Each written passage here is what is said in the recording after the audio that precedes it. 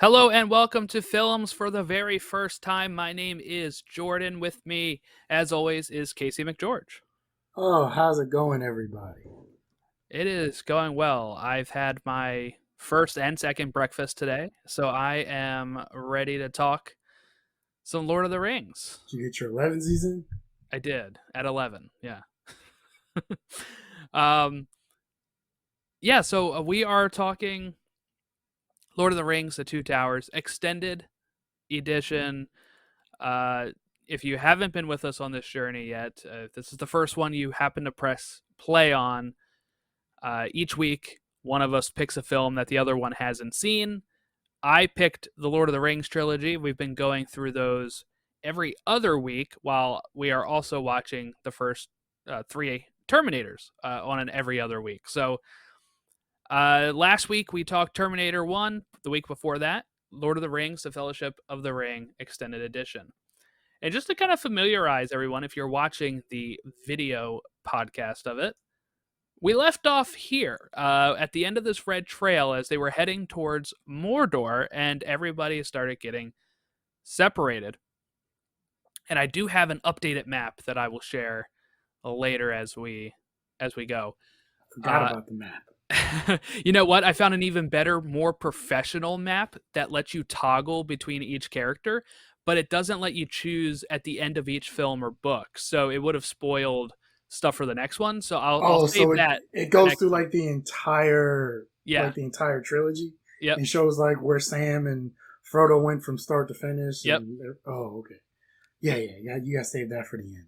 Yeah, so I'm saving that for next week. So this will be the last week of my crudely traced map, and Hey, next week look, we'll have a more it professional. works. It works. We're simple creatures here. You don't need fancy schmancy stuff. I'm a showman. I like to have high quality. So before we kind of dive into it, I feel like this is one where we don't have to. It's kind of different than any of the other ones we've done, where I don't feel like I have to share too much on what made me pick this movie because we kind of already covered that on Fellowship of the Ring.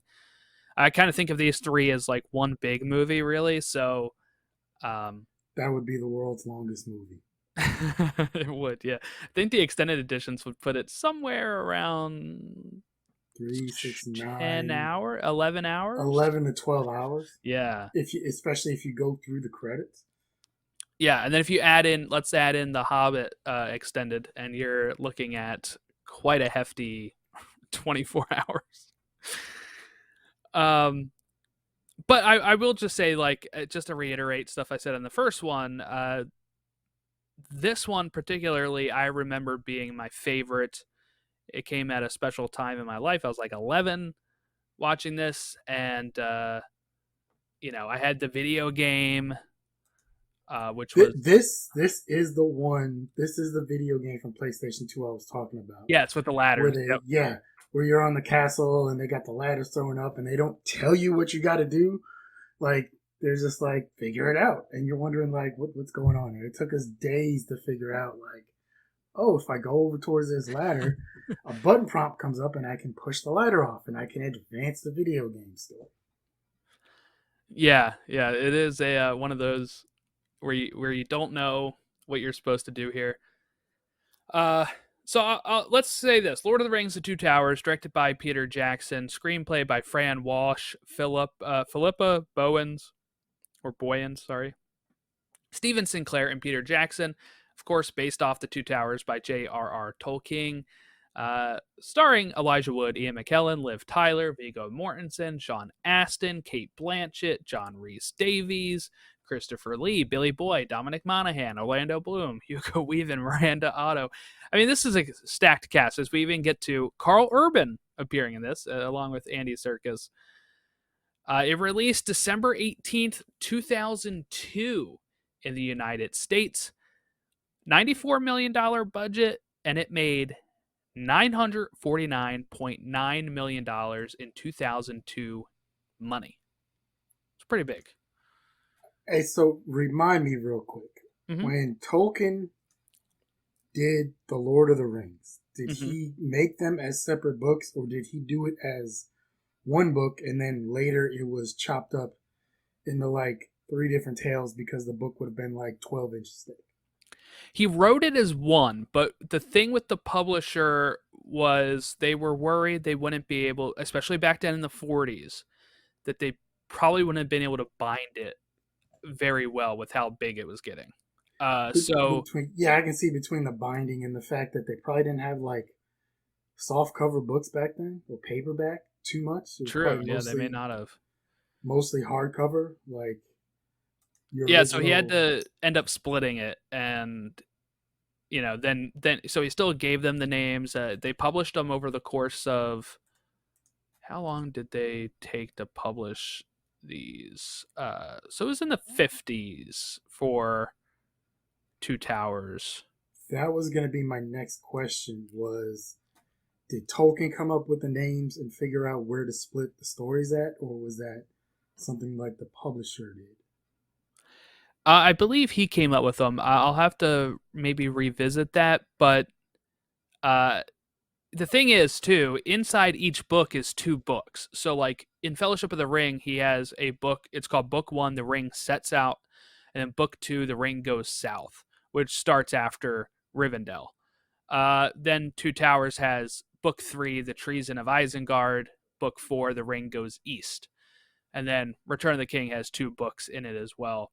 So uh, that makes it even more confusing, I guess. But the way that they were released, like Fellowship of the Ring came out in July of 1954, you only had to wait until November to read The Two Towers in 1954, and then October of 1955, you get Return of the King. See now, but and you look at what they did with the Potter series. Well, in all fairness, like J.K. Rowling was writing those like she would finish one book and she was writing, then she would move on to writing the Yeah. next, right? So there was like a 2 or 3 year gap in between books or something like that. With what? Sorry. With the Harry Potter series, there was like a 2 or 3 year gap from like Yeah. There would when be. each I one think was like the released. first. I think the first two kind of came out. First two or three came out pretty quickly. I think it was really once she got to book four, which is like one of the longest, that it started taking her like bigger gaps, and then it became even bigger gaps, type of thing. Well, you also got to think too. Imagine the pressure she's under. Like Mm-hmm. it's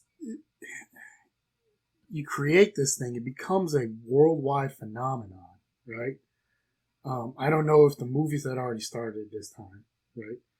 But it becomes a worldwide phenomenon. It's people are people are loving it. It's getting kids into reading. Then you got people who are protesting it for their reasons. Okay, whatever. But it's this huge thing. So, especially like you said, as after what maybe the third book, and it starts getting, more and more. There was what 7 total for the Harry Potter series. 7, yeah. So yeah, like you got to take a lot. You probably got to lay your story out a little more because there's going to be people who are going to nitpick at everything, and you got to make sure it's good. Like you can't have a huge drop off.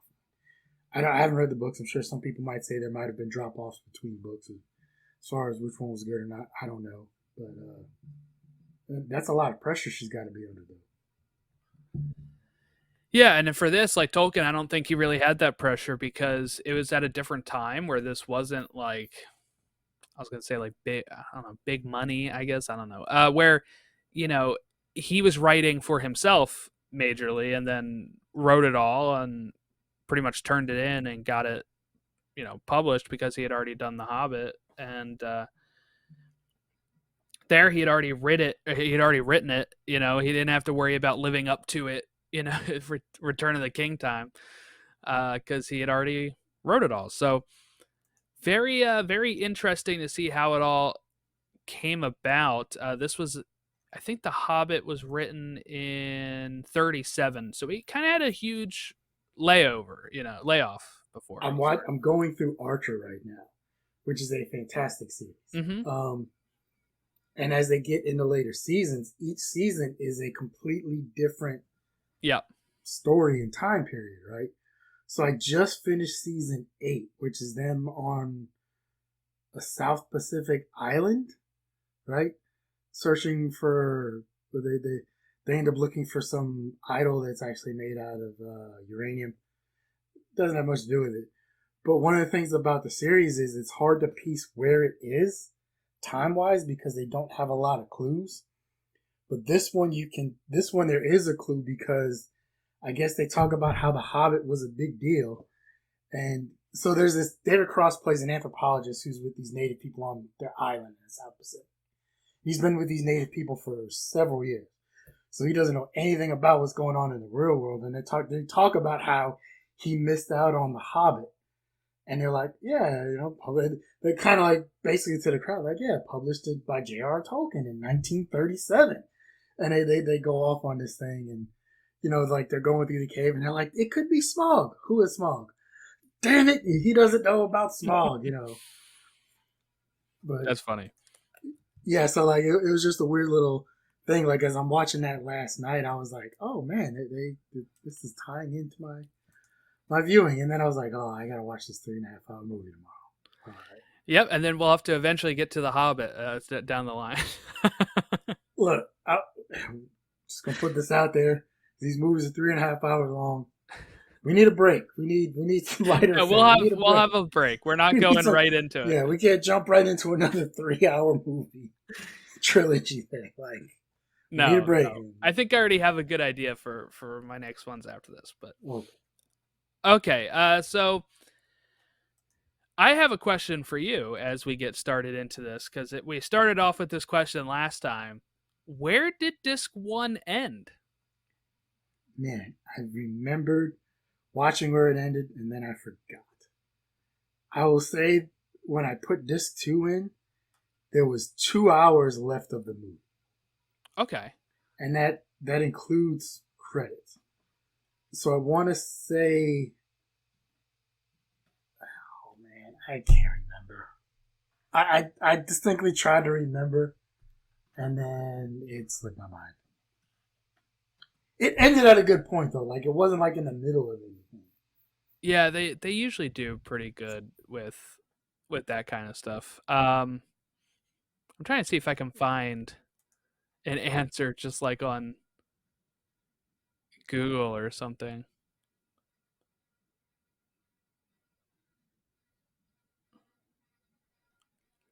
Looks like it ends.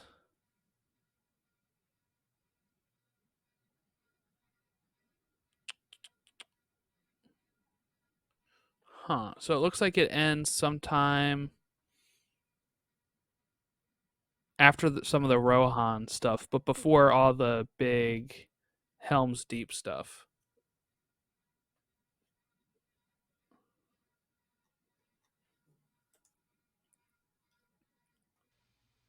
Uh,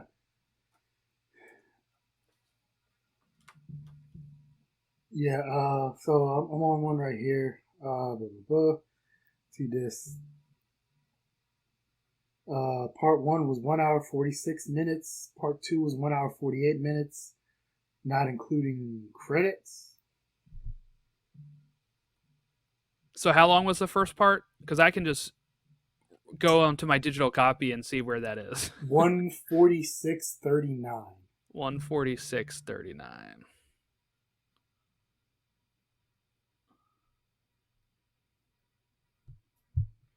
Like I said, that's not counting end credits. So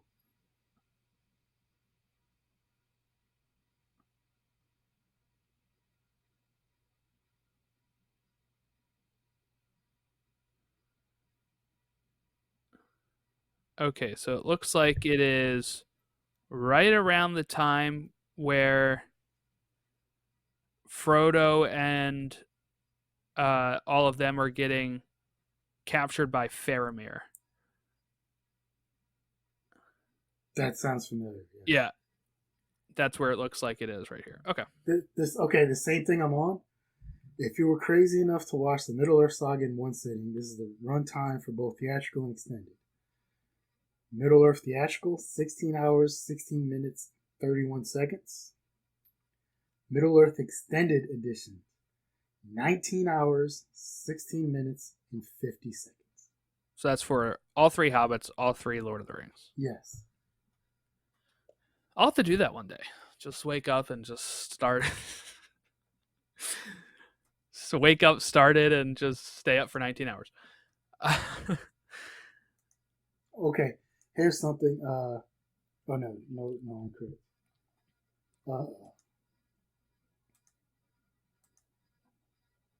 250 for the first one. 251. Return of the King is 312.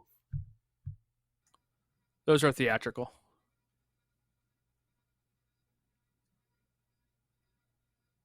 No, that's without no end credits. Oh, okay.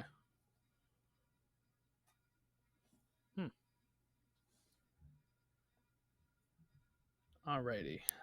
So I guess let's just dive in, right? We don't really need to go over too much other stuff beforehand about what kept you away from it and all that because we've already covered that in the first one. So we pick back up in this film with the mountains, and we kind of see an extended scene of Gandalf where he falls from, when he was in Moria and he falls with the Balrog, and we kind of get to see a little bit more of that before Frodo wakes up with like a start with a dream. So I gotta say, I loved seeing that. Mm-hmm. It kind of gave a little more info on it. Although two things came out of that for me. One was with this as being Middle Earth. Is there? I guess they don't have the same laws of gravity and various other things that we do, because that demon thing fell a lot later, or fell a lot earlier than Gandalf did, and somehow Gandalf managed to catch up with him. Which the laws of gravity probably wouldn't allow for that to happen, because the rate at which you fall is pretty constant, so I don't think you'd be able to catch up. Well, Yeah, I thought whatever. of that too. I think I think it's just chalk it up to dramatics or the different universe type thing. My next thought was, if this is Middle Earth, right? Mm-hmm. Does that mean there's like a high and a low Earth? Does that mean there's like a left and a right Earth? Like, how did it get the name Middle Earth? Well, that's a good question.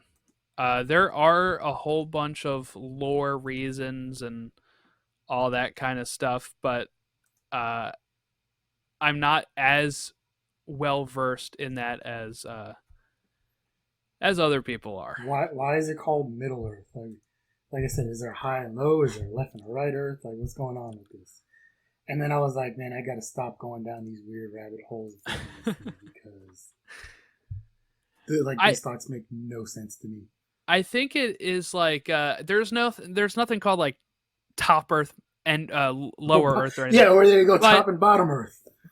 Middle Earth, the part that's taking place on, is kind of like in the middle, and then there are other things outside of there. Some of them are even referenced in this, like when Hugo Weaving's character Elrond is talking about how they're going to be going back to Valinor, and that's where they're supposed to be setting sail to, and why, like, Arwen has this whole like goodbye to Aragorn and stuff. Is the elves came from like a different land and then came to Middle Earth, so they were going back to their original home. My next question was, when did elves get to be so big? I thought elves were tiny creatures. Like, how is it elves are so big in the Tolkien universe, but everything else, like, they're living in trees and they're kind of small? Yeah, like you're thinking Keebler elves, right? Just anything. If you think about an elf outside of the Yeah, Tolkien universe, Santa's elves. they're small creatures. Let's see. Uh, so he built elves off of the foundations of the Nordic and Celtic, some Nordic and Celtic people. Like I can't pronounce their names, but they're like types of people in Nordic and Celtic, like I guess mythology, which have them taller and physically more impressive than humans. Then Google is. I'm scared of Google right now because as I'm watching this movie and seeing things, I think a thought in my head, right? And Yeah. I was like, okay, I need to find this out. So pick up my phone. I didn't say this out loud. I literally just picked up my phone and I went to type, is there such a thing as a good orc? Mm-hmm. Right? Mm-hmm. Like, because all I've seen so far is orcs are horrible creatures. So I Right. was like, is there a good orc? I typed, is there? And the first thing that pops up in my Google feed is there a good orc in the Lord of the Rings series? And I'm like, what the hell, man? Like, now granted, I had been going on my phone and looking up random Lord of the Rings stuff for like, because this was maybe an hour and a half into the movie, so I think I was on disc 2 by this point. So granted, I had been doing a bunch of Lord of the Rings searches before this, Right. Right. So it just but filled in the blanks for you. after 2 words, It's and pretty impressive. apparently I found out that according to J.R.R. Tolkien, no, they are just horrible, vile creatures and evil creatures. There's no good and redeeming qualities of them, and there's no good orcs. Yes. And I was like, oh man, Orcs that are kind of sucks. actually dark elves. So they were originally elves and became orcs. So that's why there's like no good orcs. So I was a little disappointed in that because I'm like, man, Yeah, it's like, well, yeah, not a lot oof. of depth back in these days when it comes to like No. you wouldn't have like a Thanos type character in the 50s. Um, so yeah, so we started. So did you kind of understand where they were going with this with Gandalf in the mountains, or were you kind of like because I like the way they do this, right? Where they have the mountains and it's just silent, really, and then you start hearing faint voices of the same stuff we already heard and saw before, and then it like zooms in, and you're like, were you thinking that they were going to continue this scene, or were you like, why are they showing this again? Well, look, the very first thing where you see the mountains, like the very first Yeah, scene where you just see the mountain caps, I could have swore it was going to be like a Paramount. yeah, that's what I was Uh, gonna say. like I thought it was going to be like a Paramount thing for like Paramount Pictures because I don't know Yep. who distributed it. Made. I know New Line Cinema did, but I'm like, these studios get together for a bunch of stuff. I don't know. I Yeah. thought it was a Paramount thing, and then I realized, oh, it's not. Um, I enjoyed seeing the whole thing with Gandalf and him fighting the devil or whatever that creature was, and okay, but then I got confused later when he was no longer Gandalf the Grey and he became Gandalf the White, and I'm just like, what's going on here? And I had to look up what is the difference between Gandalf the Grey and Gandalf the White, and I was What like, they tell okay, you? What they tell you when you looked it up? there wasn't there. I guess Gandalf the White was like wiser and Mm-hmm. there was an explanation, and once I read the explanation, I was like, I'll buy that. Sure, why not? Yeah. So Like pretty I'm much. new to this world, so I can't try and pick holes in Yeah. it. But this world has been established for like almost 100 years now, so I'm Yeah. just gonna let it go and say it's good to go. Pretty much, like wizards are uh, like they're not like real people type of thing. Like they get inhabited. Like he gets his own body. He's not like he didn't have to start out as like baby Gandalf type of thing. And once That he was actually died, something I was wondering. once he died, he became reborn with a new body, and it's Gandalf the White. And as we see when he kind of gets introduced in this, he kind of has trouble remembering at first, and then is kind of back to his old self once he kind of gets acclimated again. He's a sneaky little guy though. When he managed to keep his staff going into the that castle there the first time. Oh yeah.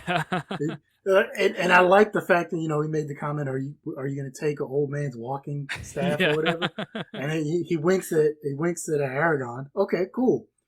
But then they even went as far as to have who's the elf there?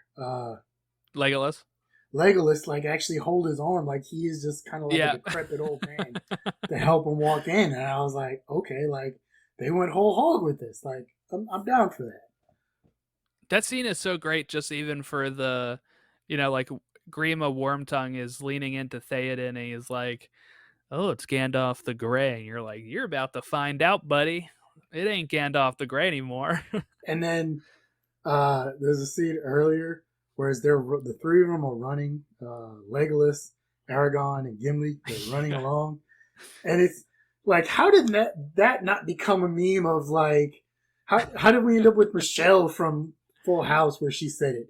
Somebody needs to record that where you just hear like Michelle yelling, "Wait for me, I have little legs," because I just felt bad for this little dude because he's like, "Come on, man, you guys are like 6'5". You got Yeah. these long strides, and then there's just this little dwarf trying to keep up." Yeah, and he's like so far back. I love the opening of this thing. So you have the Moria scene, and then we kind of cut to Sam and Frodo on their thing. Actually, the first time we see Sam and Frodo, when they talk about the elven rope and like they're climbing down, and they talk about like the salt and the seasoning thing, that's Yeah, all extended stuff. That is not usually. that's not in the theatrical No, version. that's not in the theatrical. So like, Okay. I feel like most of the added stuff felt very heavily in the beginning of the movie. Actually, like there were so many times at the beginning of the movie, I was like, "Oh, this is something that's new. This is something that's new." It was a really great experience, honestly, and I actually think the extended edition for this movie is probably better than the theatrical. I was going to ask you that between the two that we've saw right so far, right? Yeah. Fellowship of the Ring and Two Towers. Is there a distinct difference story wise between the extended versions and the theatrical versions? And do you have a preference between the extended versions and the theatrical versions so far? Well, what I liked about this, especially for knowing that you, a first time watcher, is watching this as well, there's a lot of stuff that gets how should I say it? There's a lot of stuff that gets explained thoroughly here in the extended edition that in the theatrical it's just like names and you're like, "Yep, whatever." Like it can go in and out, right? Like when we get introduced to, if I can remember correctly here, in the theatrical, you don't see King Theoden's son dead. Like in the, you know how like he's like dying on the river, and like Carl Urban's character finds him and they bring him back, and we Yeah. get all that kind of stuff. That's not in the theatrical. So like the first time you're really even introduced to some of those characters is kind of like when our characters get there. And at that point there's so much that you've like, I feel like already missed, that it is like, to me, this, I felt like set that stuff up for Rohan, and all of that land area with Grima, like talking into the king's ear. All that stuff was set up so much better in this version than in the theatrical. I felt like in the theatrical, you might get lost in that sense. I'll buy that. Having not seen the theatrical version, I can't really say otherwise. I will say, once again, not knowing where the distinction lies, some of this seemed to just it seemed like they were just randomly throwing new characters out there. So like, okay, Fellowship of the Ring. Obviously they're all new because unless you've read the books and you know the characters, like as you're watching the movie, they're all new as they come up, right? Right. But there's like I think there's the 9 main characters that are counted as the Fellowship of the Ring, and then you have a couple other ones, like the Elf King and his daughter, Liv Tyler there, and like there's a couple other ancillary characters on the side, but there's maybe like 15 to 20 characters total, somewhere in that range, right? Would you agree with that? That you can probably say as you watch that movie, you're like, oh, okay. Yeah.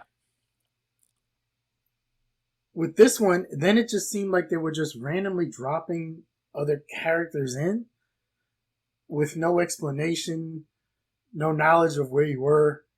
And then it almost seemed like some Game of Thrones type stuff, which obviously this would predate Game of Thrones. Right. So I'm guessing George R.R. Martin in Game of Thrones probably took inspiration from some of this, whether they knew or not, right? But you got Plus his 2 R's in the middle of his name are, yeah. Yeah. But you got the old decrepit king who's can barely talk. You got the slime ball, like obviously he's a slime ball and he's trying to take over this kingdom or whatever here, right? like you can kind of get the gist of that, but you don't know who they are. Like you have no knowledge. Like there's no Mm-hmm. explanation. I thought that girl was his daughter at first, right? Because there's just no other. Yeah, until he says uncle. Until she says uncle, pretty much. Yeah. Yeah, but like until later on when Yeah. but you kind of think that's his daughter or something. So I just had like I had a fault with it where it was like, okay, maybe they're just kind of throwing too much in here at once because I don't know who these people are. I don't know what's going on. But if you say it's a better introduction than I without, think it is. I'll take Yeah, your I word think for it it. is. Because Uh, like you imagine you're like me where you're just being introduced this for the first time and you're just like, yeah, wait, yeah. who are these two? What's going on here? What is this? Well, that was like the banishment of Aemir, like when, they banish Aemir and he's kicked out and stuff. That's an extended scene. So I think it like happens. I think it kind of ends. I forget how long or short it is. I'll have to watch the theatrical again sometime. But like, uh, I know when he's like talking to Wormtongue and he's like, stop looking at my sister like that. I Yeah, remember that scene in the theatrical, but I don't remember him like holding up the banishment order from the king and all that kind of stuff. So yeah. He starts talking about yeah, how the king signed it that morning, and and it's like barely a signature. it's a signature, but it also looked like he fell asleep halfway through because Yeah, it yeah. literally just trails down. And I'm like, maybe, but I'm sitting there watching this, and I'm like, this isn't gonna hold up in any court. Like, come on, like you can clearly tell either you forced this dude to sign it, or this dude was in such a drunken or drug stupor. Like, but whatever. I mean, in kingdoms, you can kind of get away with stuff like that. And then I'm like, if this is this dude's actual family, how did all these other guys just kind of like decide they were going to go with this sneezing, the sniveling, you know, greasy dude Right. instead of like the king's? Was that his son? No, that was his nephew. That wasn't his son. Yeah, his son is the one that dies, and they have the Yeah, funeral. The funeral is new too, or it's oh, extended. Like where the they whole part take where him like into the little they kind of have like the funeral procession where they take him yeah, into the little dirt mounds there.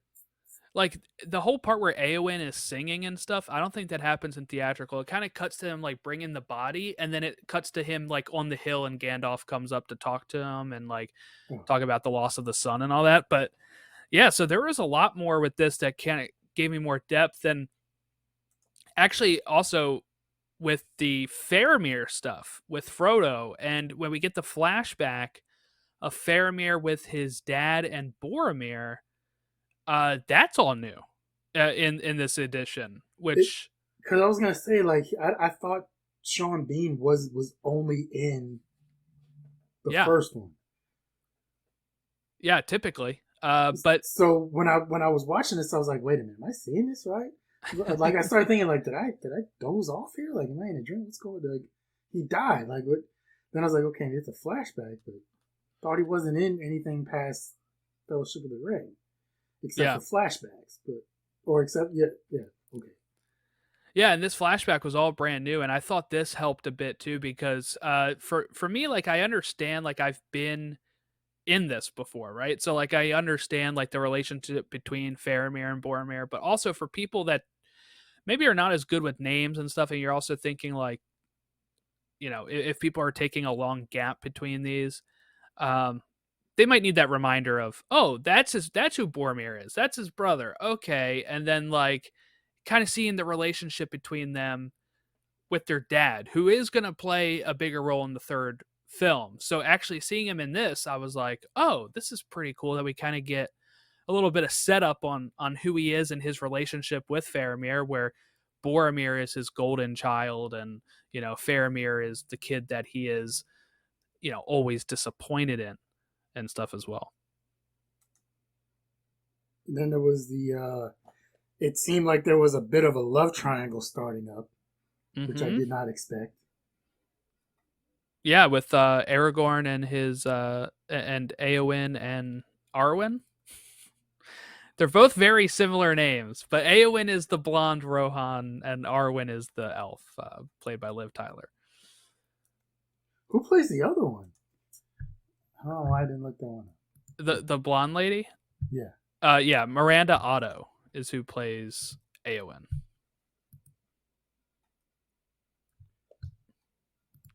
And she gets a nice like she'll have more to do in the next movie as well. So one thing I'll say is like while maybe it feels like a lot of characters have been randomly introduced here in this one, a lot of these are really gonna pan out in the next film. These characters, like these are not characters that you're just gonna see in this and then we move on. Like these characters will continue with us. Okay, give me a small spoiler warning here Mm-hmm. for Return of the King. Are they going to introduce like 20 more new characters in this movie, or is it, or are they kind of sticking with what they have now? Because this is dense as it is already. Yeah, yeah. That's what I'm like. I think if I can recall correctly, we should have everybody introduced now.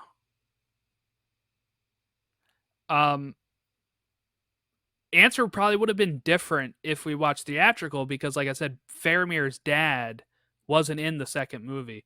So, and he plays a rather large role in the next one. So, the fact that we kind of saw him in this one enough, we should have all the main pieces here. Okay.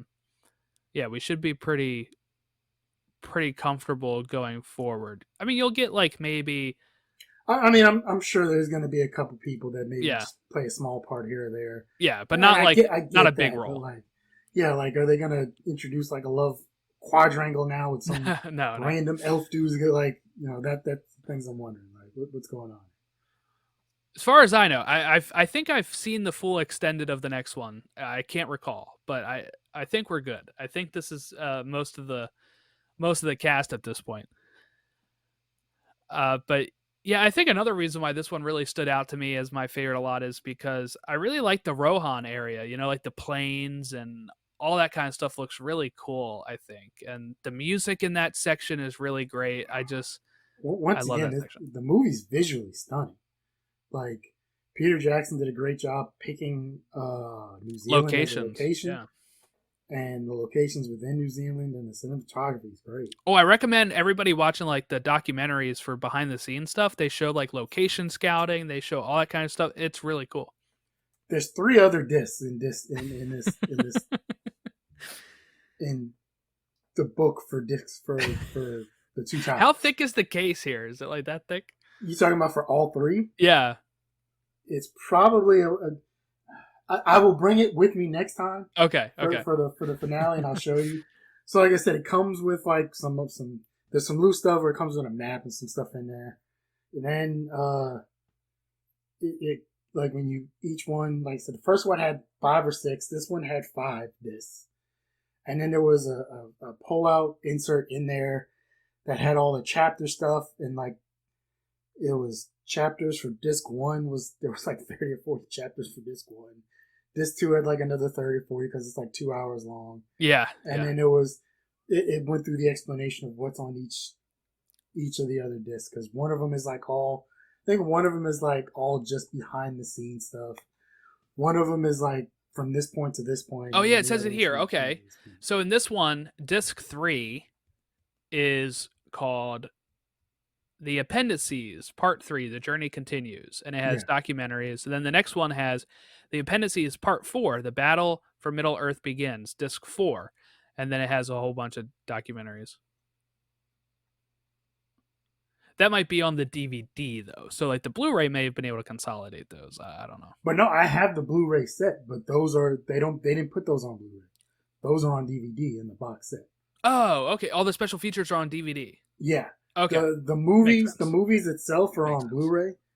And like I said, it's got to be massive when you're splitting it up to 2 Blu-rays. Mm-hmm. But all the special features have been on DVD. And I'm finding that a lot with a lot of my Blu-rays and HD Blu-rays is the movies are on, the Blu-ray or the HD, and then the special features are typically just on a regular DVD. Yeah, or like if you have a 4K, it'll be the movie on 4K, the special features on a regular Blu-ray type of thing. I think I've even seen the special features on a regular DVD on those too. Really? Yeah. Just because, like, I mean, do you really want like 4K, like behind the scenes or interviews? Yeah, I do. Yeah, I kind of get that to an extent, but like, That's why I buy DVDs and Blu-rays. Special features. Okay, so I guess let's talk. For me, the most least interesting part. So let's take a character like by character, like journey by journey. I guess real quick. Uh, Frodo and Sam. They go. I'll bring up the map. So Frodo and Sam are going to stay in the red. So they kind of split off where we were, and they're going to go through the dead marshes, which is where we see the dead faces in the water, and then they're going to go down through these mountains until they get to Osgiliath, which is where Faramir lets him finally go. and this is And also yeah. where they finally get introduced to Smeagol. Yes, yeah, we get Smeagol on this run, so now we have Frodo, Sam, and Smeagol as the journey here. In the kind of like pink, purplish lilac color that I chose, that is the trail for Merry and Pippin, who are going to get captured. They're going to go into Fangorn Forest and meet Treebeard and have the Ents, and then they're going to end up at Isengard. In the light blue is Gandalf the White, and also can double for Aragorn, Legolas, and Gimli, who start here. They follow, but then they have to go through the whole Rohan stuff. And then you have Helm's Deep down here. And then Gandalf kind of went to Isengard at some point and came back. So this is where they end. They kind of end in this weird, right near the mountains. So like the Edoras, the part of Rohan that they first went to, is like this right hand point, if I can describe that right. And then they kind of go just a little bit left to Helm's Deep. So it's not a long journey. I think I said this for the last one, but it's hard for me to watch Dominic Monaghan looking like a 12-year-old. Like, maybe just because I've seen him in Lost and so much other stuff, and he's always got the little scraggly beard. Yeah, he's clean shaven in this. And he looks like he's 12. And I don't know. It's distracting to me, but that's just because I'm watching this so late. Yeah, yeah. So that's where they've gone. This is where they've been. So now we kind of know that like how far apart they are from, Frodo and Sam are all the way down here in the red.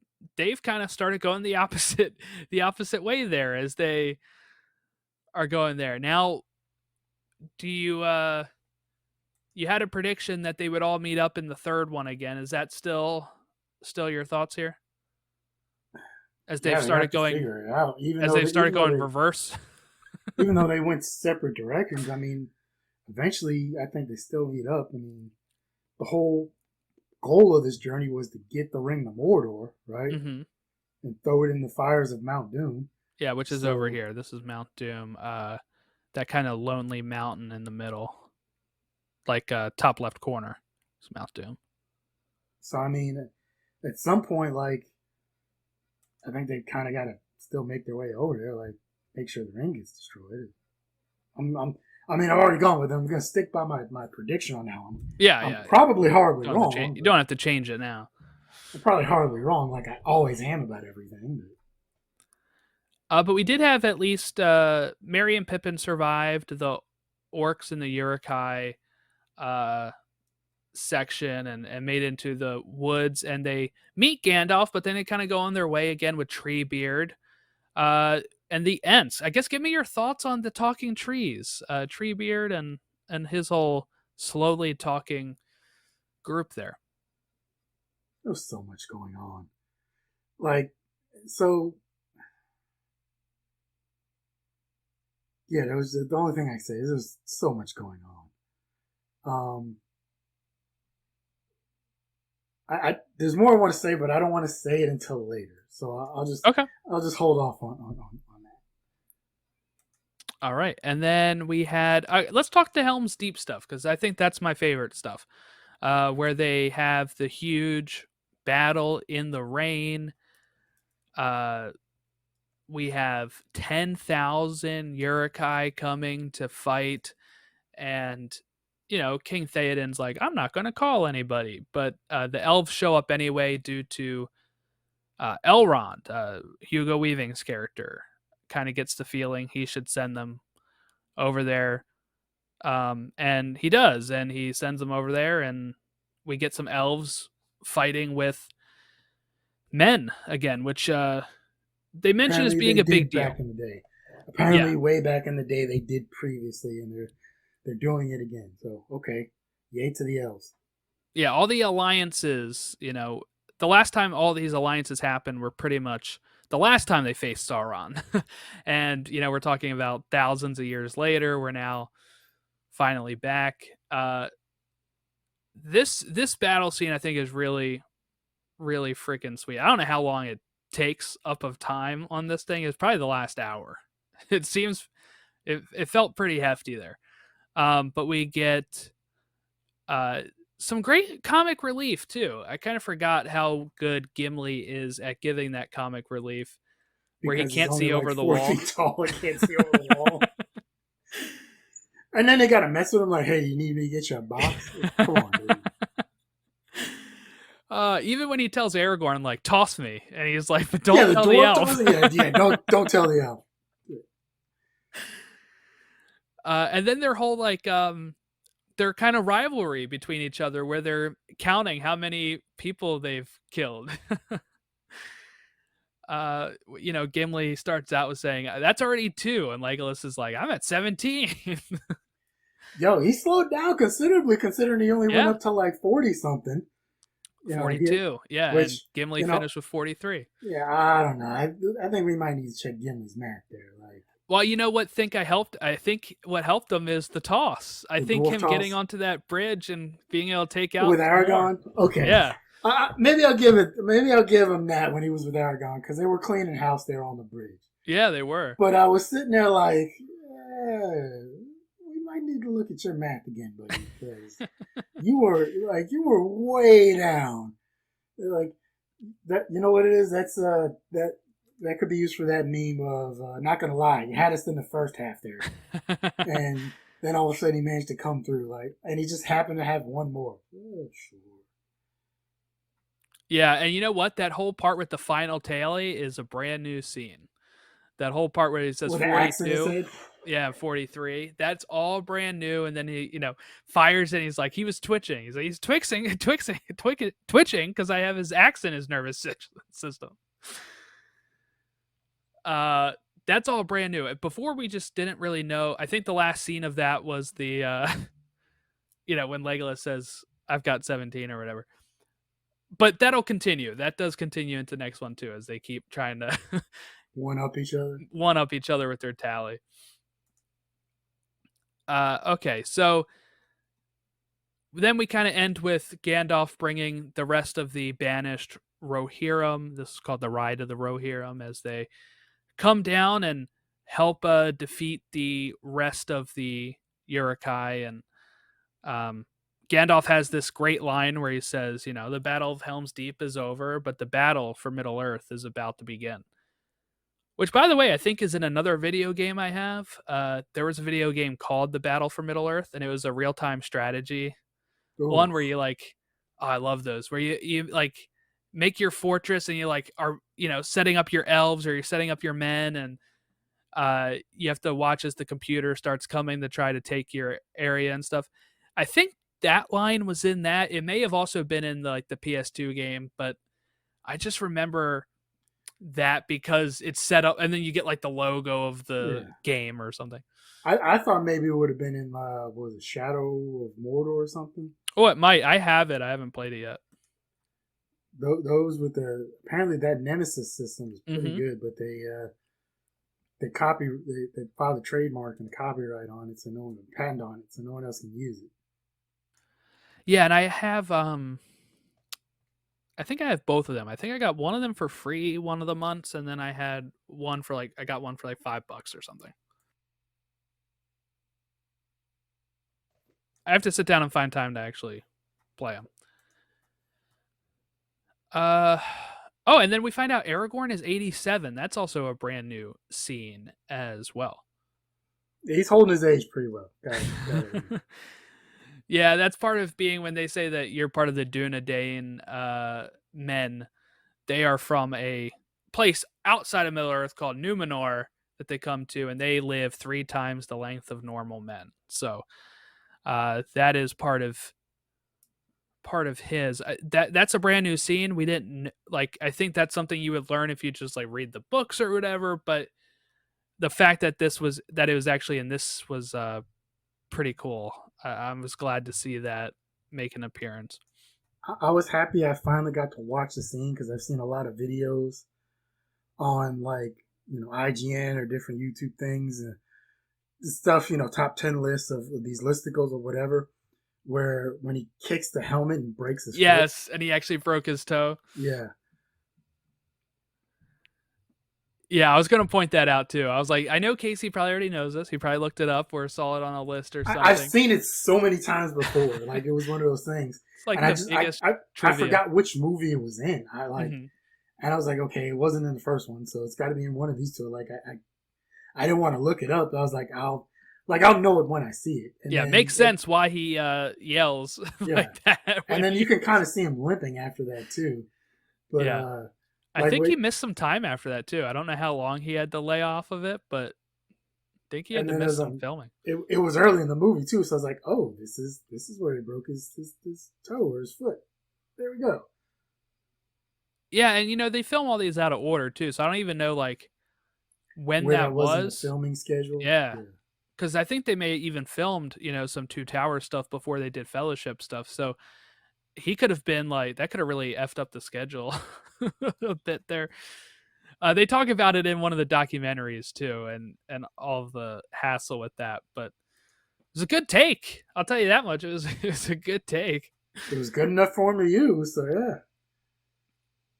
Okay, so that is, I guess, most of the big stuff. I guess let's talk Smeagol. You were upset that you didn't get enough of him in the first movie. What's your thoughts on Andy Serkis's Smeagol? Okay. I was upset that I didn't get a lot of Smeagol in the first one because he was, like I said, hadn't watched him, but Andy Serkis and his motion capture was this revolutionary thing, right? And it really has been because they, like we talked about last time, they used him as King Kong. They've used him for other things, and the motion capture has jumped leaps since then. And there's even been talk of should Andy Serkis or someone doing motion capture like that, could they or should they be recommended for an Academy Award for Best Acting? And that's been a big debate and discussion. I don't know where I fall on that, honestly, just because I don't know. I'll tell But you, I'll fall on it of yes, they should. Because if you're taking their exact facial stuff and their actual motions and their dialogue like that, then he's acting. It's his, like, like all you're doing is putting a character over top, right? But it's still all of them. I can buy that. Like I wouldn't be against it. Um, but Schmiegel got kind of annoying a little bit just because Oh, yeah, he does. the way he talks and it's hard to hear him. And then I live in an apartment, right? So like there's a few times between like, especially if there's like battle scenes where there's a lot of stuff going on, I gotta make sure my surround sound is turned down because I don't want to be a horrible neighbor, right? So I don't want them complaining about the bass and everything. So I gotta try and keep my volume at a decent level. But then I kind of can't hear the volume. But that's not really on him. But then, like I said, just the way he talks and his Andy Serkis did fantastic. But I think I'm kind of over Smeagol already. Like maybe like that was Especially the maybe one of extended those edition. You get a lot more Smeagol. really. I mean, I feel like most of it is probably there, but there was there were some more scenes with him. So, it adds up. It adds up for sure. My favorite part of him is when he's in the pool and he's like, the swimming pool is nice and cool for Smeagol. He's like trying to kill the fish. And Top top class. I imagine we'll probably get more as they make their way to Mount Doom, and we'll definitely have more of the conflict between him and Frodo.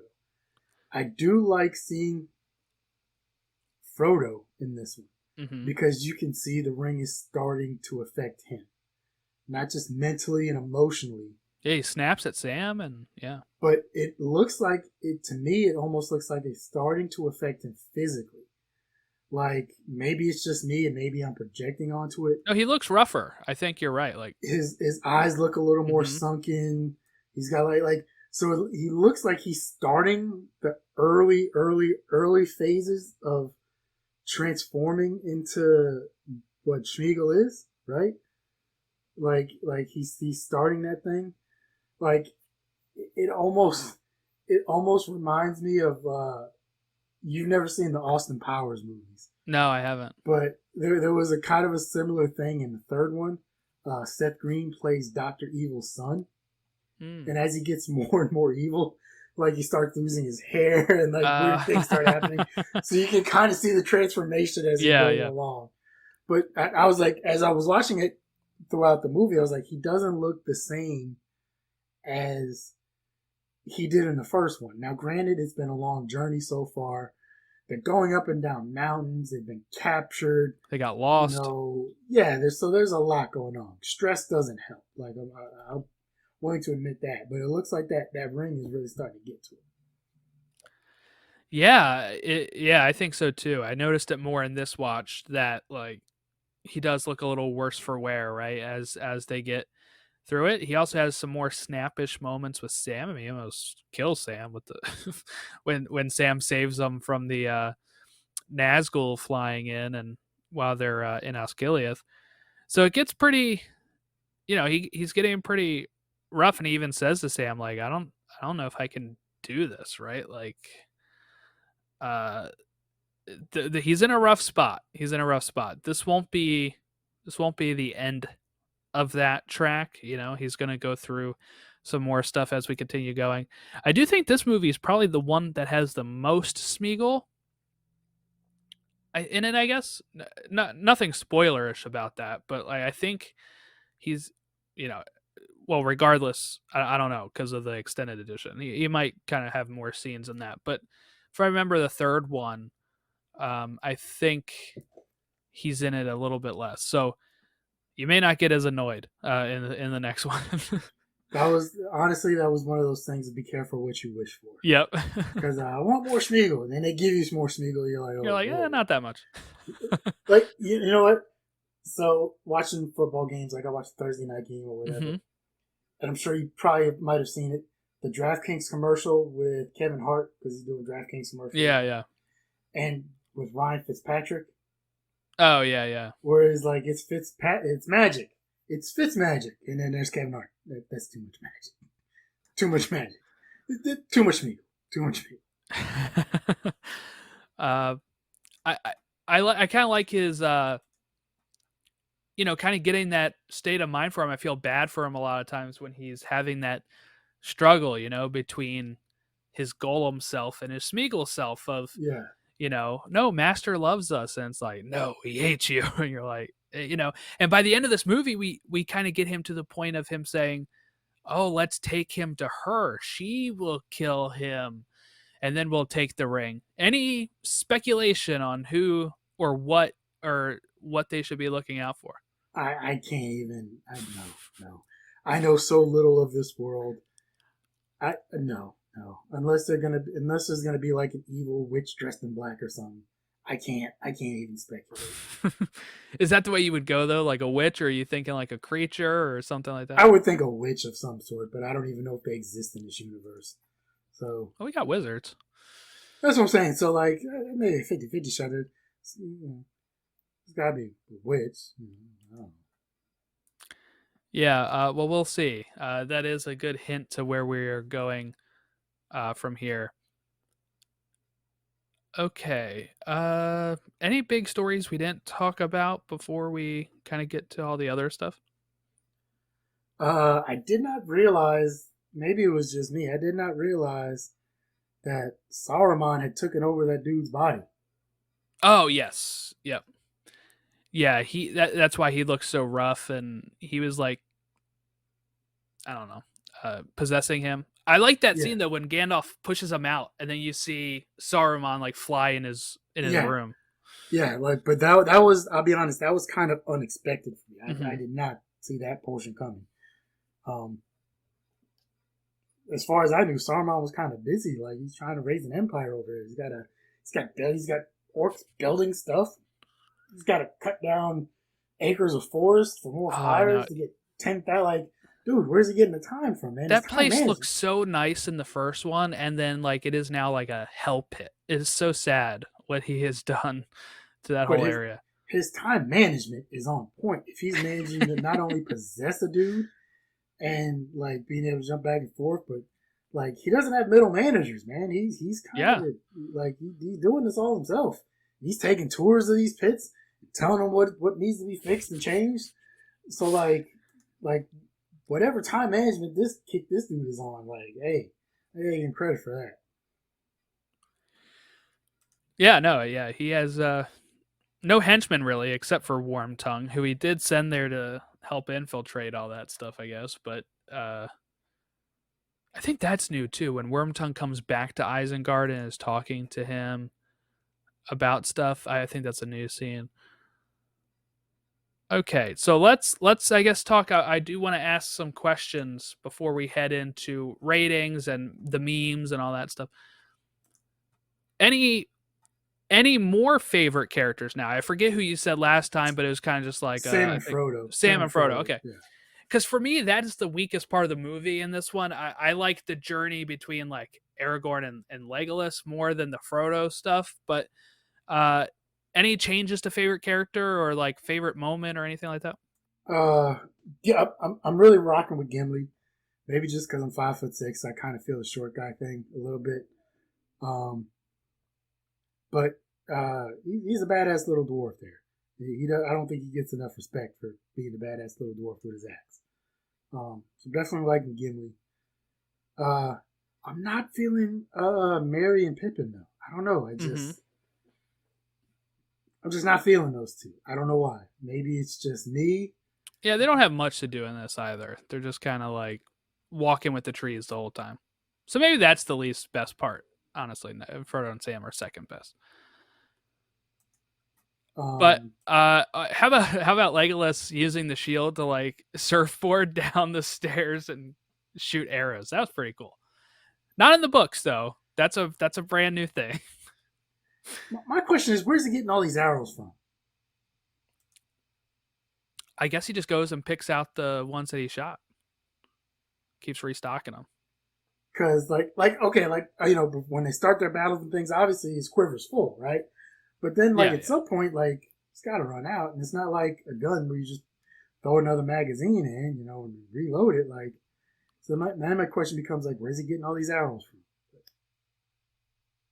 I assume he's just going and collecting the ones he shot at some point in the middle of the battle. He's picking up these used ones and putting them back in his quiver. I will say the battle scene on the castle was pretty outstanding. Um, just between the battering ray, especially the tools that they use. So it wasn't like, hey, let's just take this. So there was thought put into what happens in these things, right? So Mm-hmm. okay, the battering ram. So they're gonna break a hole in the door. So then it's not just let's break a hole in the door and we send people through. No, let's bust a hole in the door. Then we send our orcs with the crossbows to the door Yeah. first to take everybody, like as many people as we can out. Then we go through. Like, so I don't know if that's in the books or if that was like a battle coordinator they had, but like there was some thought put into this, like, hey, and this makes sense. The ladders they were using to like go on top of to scale the walls. It Mm-hmm. wasn't just a ladder, except for some of the smaller ones. The bigger ones, it wasn't just a ladder. It was a ladder that had these little hooks. Like, and Yeah. as soon as it hit the top of the roof, which amazingly, like, it just maybe they use math. I don't know if orcs are good at math. Where they gotta like the angles they gotta do to get it at the right spot. Yeah. So I'll give them credit. Maybe they got some math skills that I don't have, right? But then as soon as it hits, like these little hooks come down and latches, which keeps the ladder up. So it's Mm-hmm. harder to just grab the ladder and push it over. That's not something I ever would have thought of. Like I would have just thought, let's take a ladder. And then as I'm halfway up or as I'm like almost at the top and then someone pushes me over and I die a horrible death, like that would have been my fault because they didn't have hooks on my ladder. Yeah. Yeah. They had. It was like every time you think that they got a little minor victory, our heroes, like here comes the, like they shot some like hooks as well with the rope, and then they were like pulling up more than a ladder, and it was like all Yeah. these people that could go up there and start just jumping in there, and you're like, we just fortified the door, and then they bust down the door again, and you're like, all right, we have to pull back again, and have to go all the way back. And then, okay, so they're in the dining hall or dining hall type space, right? Where Aragon's asking them like, hey, is there any place for the women and children to get out? And they discover, I guess there's a back door somewhere in there to take them through the mountains. But it's just them in this dining hall, right? It's a rather large dining hall or hall type place. But, there's maybe 10, 20 people in there. Where the hell the horses come from? Next thing I know, they bust the doors open, and now there's like everybody's on a horse. Where did the horses come from? Well, I think when they got in, they put their horses somewhere, and I assume they wanted to keep them safe. So they may have put them deeper within, and then sadly they're not getting killed as they're running in and stuff too. And then I didn't hear horses in the dining hall. Is what I'm saying. No, there was another door further back, so I guess they probably went and got the horses from wherever. And then why did the orcs never try and, I hate to say this because kill the horses, or at least take knock the horse down, and then instead of just fighting a dude on top of a heroes beast. are just too good. They're just too good. Have you ever been face to face with a horse? Yeah. Those things are massive. They are, yeah. Like, especially like the ones they use for like police horses and stuff. Like those things are beasts, but they're so nice. Yeah, when we last went to Disney, we went to like one of their ranches that they have there, and we got to like go up close with like the horses that they use for the Clydesdales, or no, it was like for like weddings that they use them for, and for pulling the carts, they have like a horse-drawn carriage inside the parks and stuff. So like, got to see all of those up close and personal. Quick horse story. I'm in the Army. I'm stationed out at Fort Irwin, California, which is the home of the 11th Armored Cavalry Regiment, right? Historical thing. And they still had a horse detachment. So for all these big ceremonies and stuff, they had these guys who took care of the horses and things, right? And they would bring them out for like change of commands and these big ceremonies and stuff. It was pretty cool. And we would always do these unit runs. Like once or twice, a couple times a year, we do this massive unit runs where we run around posts. And the horse cavalry's out there with us, right? So you would have like the command team or whatever, and then the horses behind them, and then you'd have units staggered behind those. So we're running with horses. I want you to keep this in mind. So eventually at some point, we're running, and you would start to see that all of a sudden this massive formation of like, people, like 8 people wide or whatever, would all of a sudden start to open up. And it would close up later. Like, what's going on up there? Avoiding the horse poop? Avoiding the horse poop. There was another one. We had it for a change of command ceremony. So, the commanders are changing up front. And there's like 2 platoons on this side, the horses. And there's 2 platoons on the other side of the horses, right? What they would always do, because back in the day, you want to intimidate the enemy. So as we form up, if you're taller than the man in front of you, step forward, right? Turn another way. If you're taller than the man in front of you, step forward. So the goal is like all the way up front is all your tall, beefy dudes, right? And then your short people like me are all the way in the back. So we kind of get to relax a little bit. We don't have to be like as rigid because nobody can see us because there's like 6'5" guys in front of us. So I'm in the back, in the corner, with all the other short people in the back, next to the horses. And all of a sudden, the horse had to go to the bathroom. Oh, boy. And the horse starts peeing. Now, when a guy goes to the bathroom, it's 30, 60 seconds, whatever. I don't know how long it was. It seemed like it was about a good 3 minutes. Jeez. He just kept going and going. And we're giggling back there. We're struggling not to laugh because we're in the middle of a ceremony. As they're walking, they're peeing. They don't stop. No, they're standing. Like okay. They're standing there, right? But it's just the fact that you can just hear this. Yeah. Like for 3 minutes, or what felt like 5 minutes, someone taking a bucket and just turning it over. This bucket just being turned over for like 5 minutes. Wow. And we're just, because we're a bunch of immature dudes in our 20s, we're just giggling away. But yeah, where'd the horses come from? Sorry about that. Okay, memes. The only one I can think of from this one is the potatoes that Sam is, talking to I don't think I've Smeagol ever about. seen that meme. Yeah, it's been used quite a bit. There's even shirts made out of this saying, by the way. But yeah, they've people have used it for some stuff, usually How regarding potatoes. how has Gimli not had a meme? How has there been no Gimli memes out there? True. Yeah.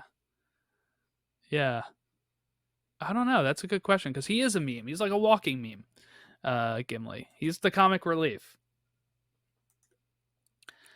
Okay, so let's go to rating the film. Before we do that, I go through IMDb, Rotten Tomatoes, and Metacritic, and we have on Rotten Tomatoes. This actually had a bigger tomato score than the previous one, which was a 91. This is at 95 with 258 reviews. And this is theatrical, of course, by the way.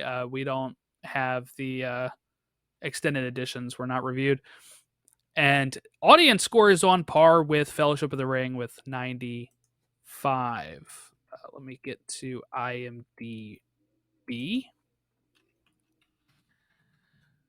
And over there is an 8.8 out of 10. And on Metacritic, Metascore, 87. So I think that is right around what the other one was. Let me double check that. So I said 87 Metascore. Oh, the other one had 92. And they have the same IMDb rating of 8.8. So I'll go first. No surprise, I guess. This is a 5 out of 5 for me. Casey, I think you gave the first one a 4.5. So where does this one? I'm assuming this is lower. So, this is what I wanted to say earlier. This film seemed to drag at points for me. Maybe because there was more of like a journey type thing. But this one seemed to drag at points for me, and it dragged a lot. And then, like I said, when they started just randomly introducing new characters and some other stuff, I got lost and was trying to figure out what was going on a few times and who was who. Now, eventually, some of it kind of all caught back up.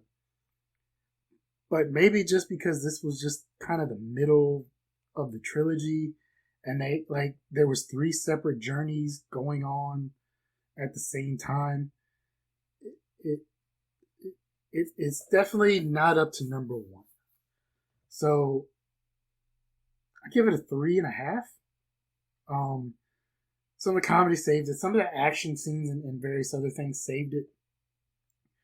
But I don't know. And then, like I said, as much as I wanted more Smeagol, when I got more Smeagol, I realized it's too much Smeagol.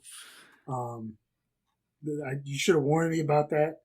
But no, that Hey, was my that's what you fault. wanted. I asked for it. I got what I wanted, so I can't complain about that.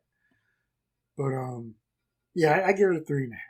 Not a bad movie by any means. Not saying it's bad, but for me, just as someone jumping into it, especially at like 3 hours just for the movie, like I stopped when the credits started rolling. That's 3 what I did hours, too, yeah. 2 discs, like, and then for it to drag in some parts in the middle where it's just like, okay, I don't know what's here. Yeah, I think it was 3 hours and what did I say, 30 minutes or 3 hours 23 minutes? Yeah, something like that with credits. That's without credits. With credits, it's 3:55. The theatrical is 2 hours 59 minutes. So that one, that's part of your drag there, obviously. Like, or honestly, I'll say. it would have been really curious to see what you thought theatrically, because like while I said that I thought on my end it would explain more stuff and all that, some of that could be seen as parts that dragged, right? And you're introduced to some of these characters before you maybe need it to be, and then that made you feel like, what is this? What is going on? And there's a reason why Peter Jackson did have to cut these things down, right? Because for the casual audiences, I don't think this thing makes $1 billion if it's 3.5 hours, and it is, Well, not that. only that, but there's the simple aspect of the movie theater is only open so many hours a day. So Yeah, by yeah. even cutting 30 minutes off it, like you take 30 minutes off it, you might be able to squeeze one or two more viewings of it, especially when it first releases in a day.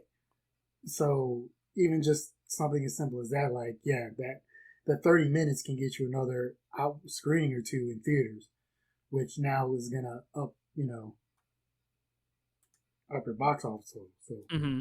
once again, not that it's bad in any way, but like I said before, this wasn't something I was into before watching this trilogy. Right, right. So the first one did get me hooked in. I thought there was gonna be more action going into this one. There wasn't. So that kind of the action scenes that they did have were great, but I thought there was gonna be more action coming in. And I was Oh, kind and of in this one, I disappointed. thought there Yeah, was a lot of action in this one, I thought there was more drag than action. because we had like the part where he falls off the cliff, and you also have Helm's Deep, which is like a whole hour, whole Yeah, hour the of helm action. like pretty much I count like the Helm's Deep. Yeah, like that's what I'm Yeah, saying. yeah. Like it was good, but like I thought there was gonna be more. So, Well, yeah, the next one might be for you then, because if I think it has probably the most action. If I had to guess, if I have to remember, um, and probably the least amount of drag. But again, we're watching extended, so that might be wrong. That might be wrong. yeah. Now, granted, that could be on me too for wanting to watch the extended versions. Like I'll admit that. Maybe down the road I'll watch the theatrical versions, Yeah, I'd say like give it a bit, right, and but I then don't know if I'll watch be able the to theatrical. recognize what was and wasn't there. You know what I'm saying? You may not, but you might be able to just be like, "Oh, this is flying faster than I remember," Yeah. you know. Because some of the scenes are like still the same scenes, but they've extended them too. Like some of them are not just brand new scenes. Um, because You like, got yeah. If you had 2 minutes of this talking to this scene here, 2 minutes of this scene over here talking about something like that. and I Yeah. think that may have been the problem, because like I said at the beginning, I felt like most of the extended and new stuff was in the beginning, and that's probably the most important time to really like try to hook you, Hook like, your audience in. because like the Merry and Pippin escaping from the orcs, I remember that happening so early in the theatrical, but in this it's like a while into it, because like we even get the whole scene. Where it looks like he got stomped on by the horse, and then it kind of cuts to black, and Yeah, yeah, then but like that when they scene and then when they happened meet up, way earlier in the theatrical. It's like, for us, it took so long to get there, because like I said, that whole elven rope scene where Frodo and yeah, him are climbing down didn't happen, and then we get a whole and bunch of then the Rohan stuff when they before. meet up with the guys, and he's like, we didn't leave any survivors, Yeah, yeah, so we burned the bodies back there. Go ahead, check them out, but I don't think anybody's alive. But have fun going yeah. through a bunch of burnt orc bodies. Yeah, By the way, next film did make $1 billion, and had a budget of 100 million. So altogether, the budget for this thing was around 300 million, which is almost typical for today's films, and it made close to 3 billion, because you have $1 billion in the first one, and then like 900 and for then a I think little both over the yeah. other ones. So pretty good investment for them. It worked out pretty well. But yeah, so not next week though. We won't be talking Return of the King. Next week we will be talking. Casey, you want to tell us again which one we will be back for All right, next week? so next week we are continuing on with the original Terminator trilogy, and we're gonna watch Terminator 2: Judgment Day. Now I'm trying to see where this is stream. This was streaming before, wasn't it? It's on Paramount. Okay, yeah. Because I looked up. I was trying to see where it's streaming at, but it kept Everything I'm seeing was like rent. I mean, I have the disc, so I'm not worried about that. But like, everything was coming up with, renting or buying. But yeah, it looks like Paramount Plus has it. Um, if you have a subscription, yep, or Showtime. I do have a subscription for it, but I also did just buy Terminator 2 on Vudu, so I will be probably watching my Your Voodoo digital copy. version. Yeah.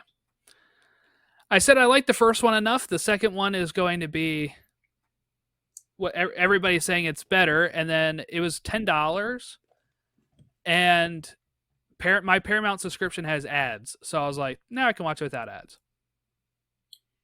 This Terminator 2, James Cameron and Terminator 2. So I'll say this: you will definitely see a vast improvement on the visual and special effects from the first one. It's also, I mean, we're also like 8, 9 years later, or something like that, from 1984 to 91, so we're like 7 years later. Mm-hmm. But when you're talking about stuff like that, that stuff, I'm trying to find the word for it. The quality kind of multiplies exponentially, over time. So it's not just like a year later, it's just a little bit better. Your stuff's getting better and better, and they're improving on it as they go on. So the visual and special effects are much, much better than the because first it's one. like 8 years later, right? It's like 91 or something. And we will continue a couple of conversations that we had from last week's episode, which I would definitely want to get your thoughts on when I ask you these questions that I asked you previously. Like, what do you think about this, or some time travel aspects? Because it starts getting a little, I don't want to say weird, but now you're definitely starting to get into like paradox territory, and it's. That's cool, because I did, like, as somebody that was an outside observer of Terminator, like, that knew of it and knew that there was some sort of time travel. I didn't know they kind of went that into it. Like even the first one, where like we get the picture that she took at the end, and like, and how it came back around full circle and stuff. I had no clue. Like, I thought it was just the Terminator gets sent back in time to kill her. Like, that's it, right? I had no clue that they were going to go more in, because like my favorite parts of time travel are some of those like paradoxes and those type of conversations. So if we're having more of that, then I think I'll be really prepared and ready to talk about it. So, what was it? Twilight Zone, great show, right? I've loved all the iterations of Twilight Zone. In the 90s, they did an iteration on UPN with Forrest Whitaker as the host, which I think is vastly underrated. I still think it was a great series, but it only lasted a couple seasons on UPN. But I have it on disc. It's fantastic. So one of the stories they did was there is a who was the girl from like 30 Dresses? She was on Grey's Anatomy. Katherine Heigl? Yeah, Katherine Heigl plays a girl who is sent back in time. She's going to take the place of a nanny for a baby Hitler. And her job is to take baby Hitler out so he does not become Hitler, thus stopping the Holocaust and World War II and all the atrocities afterwards, right? And this kind of shows, this episode kind of shows an example of some of these paradoxes that can happen. She gets there, whatever. Hitler's father in this is very protective of him, blah, blah, blah. So, spoiler, at the end, she doesn't get a lot of time with Dave. She finally gets a lot of time with the baby. She's running through the streets, and she decides she wants to jump off this bridge into the freezing cold river.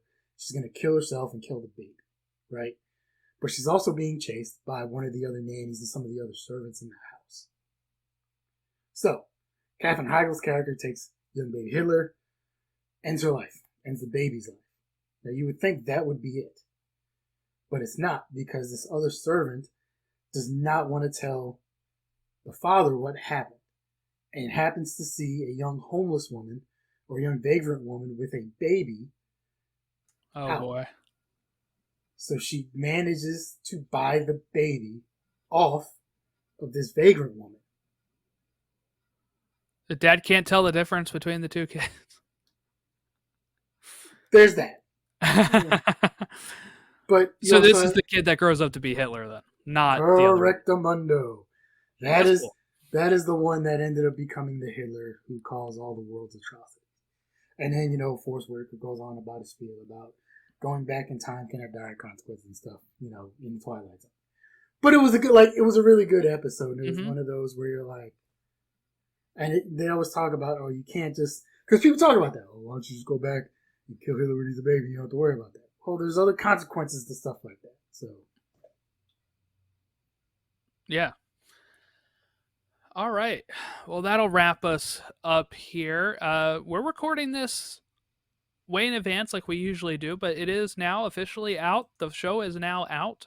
So um, if you want to send us feedback, all of the links are in the description below. We also have a link tree that you can click, and it'll take you to, if you want to watch it on YouTube, or you want to listen to it on Spotify, or if you want to go to our Facebook or our Twitter, stuff like that. All of that will lead you there. But that's it. So next week we will be back, and we will be talking Terminator 2, Judgment Day. We will see you next time.